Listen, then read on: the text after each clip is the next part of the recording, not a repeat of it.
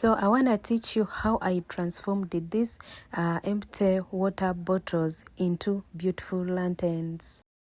There are so many things you have at your home that you call trash, but it's not trash. You just have to learn how to use them and how to recycle them into beautiful things, which can save you money and save you time at the same time. These beautiful lanterns can be used at, let's say you have a small birthday party and you don't want to hire someone to decorate for you. So you can do it for yourself in any color you want and decorate for yourself.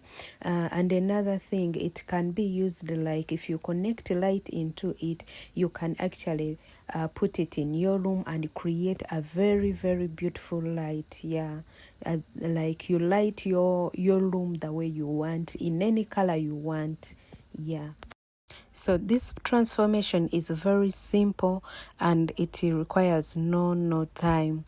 Of course, it will take you only 2 items that you are going to use to create this beautiful lantern.